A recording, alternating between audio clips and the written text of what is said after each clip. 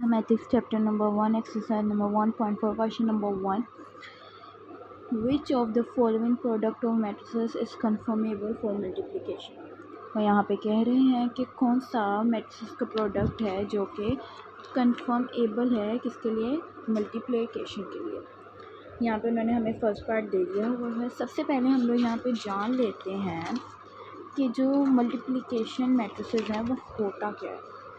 चले आए समझ लेते हैं हम लोग ये होता क्या है।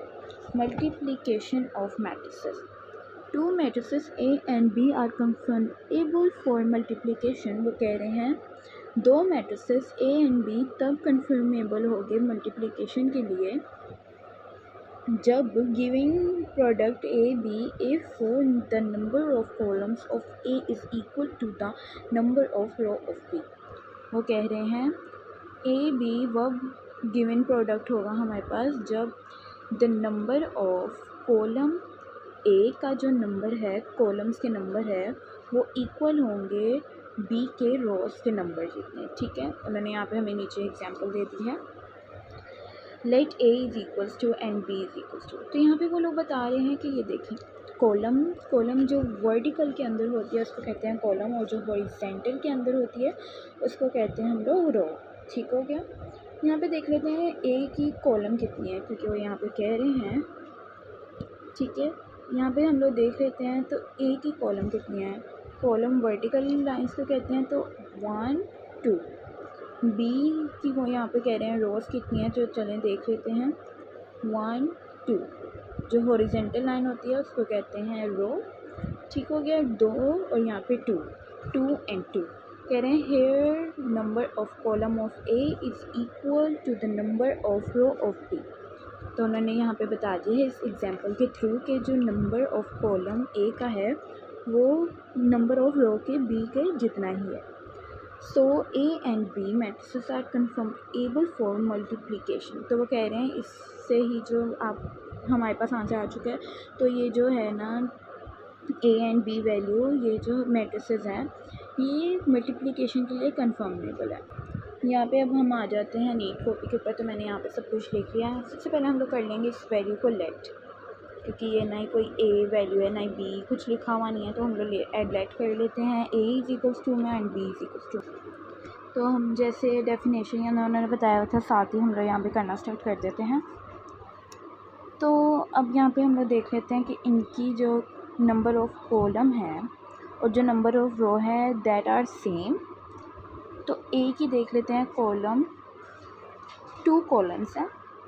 बी की रोज़ देख लेते हैं, 2 ही रोज़ हैं। यहाँ पे हम लोग लिख लेते हैं नंबर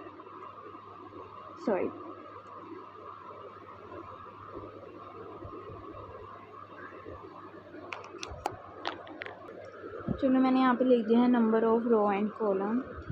ठीक है, तो अब जो है हम यहाँ पे लिख लेते हैं जी ए की वैल्यू लिख लेते हैं।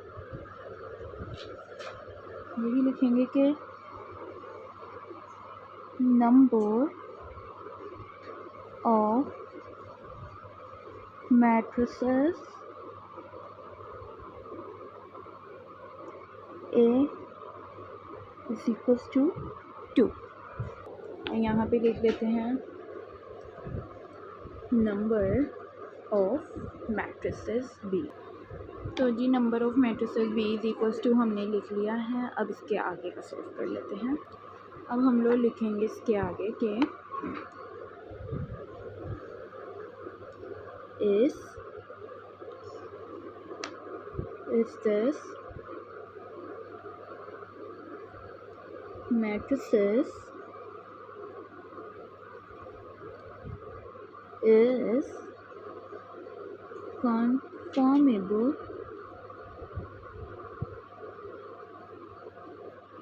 conformable to multiplication.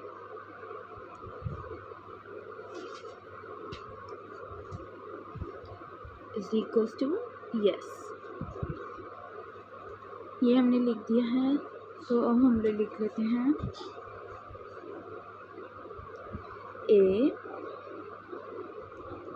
equals to B is conformable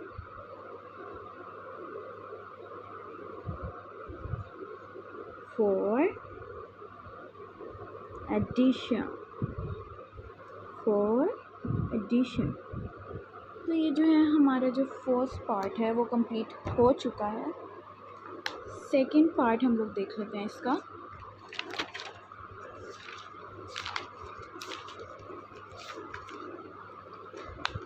second part भी इसका जो है मैं आप लोगों को एक अगली वीडियो में बताऊंगी। तो अभी के लिए मुझे दे इजाज़त। अल्लाह हाफ़िज़।